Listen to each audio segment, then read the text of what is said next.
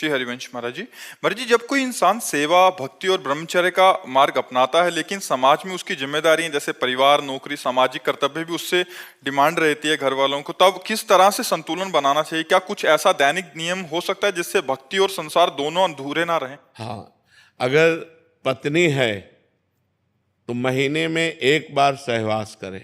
शास्त्र आज्ञा है मासिक धर्म के पवित्र होने के बाद एक बार सहवास करे, और तो ब्रह्मचर्य ही पुष्ट माना जाएगा उसका।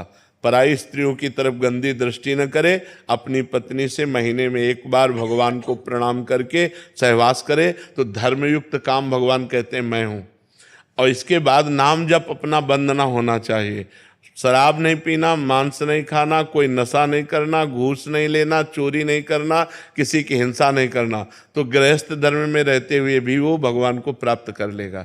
नाम जप में बड़ी सामर्थ्य है। पराई माता बहनों की तरफ दृष्टि न रखे, अपनी पत्नी से ही अनुराग करे, पर एक महीने में एक बार सहवास करे तो ब्रह्मचारी ही माना जाएगा। समझ रहे?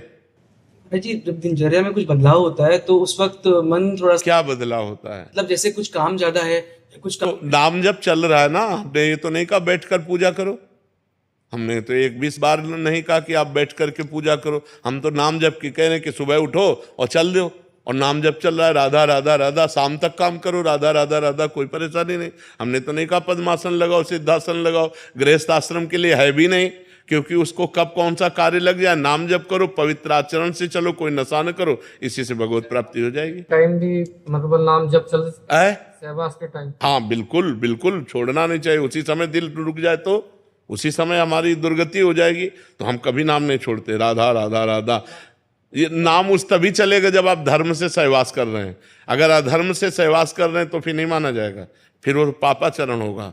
धर्मयुक्त, अपनी पत्नी से धर्मयुक्त और समययुक्त। अब जैसे संध्या का समय है, दिन का समय है, ये सब सहवास के लिए निषेध है। रात्रि के समय में भगवान और दिशाओं को प्रणाम करके, दिशाओं के देवताओं को, तब ये बहुत धर्मयुक्त हो जाता है, फिर वो धर्मयुक्त हो जाता है।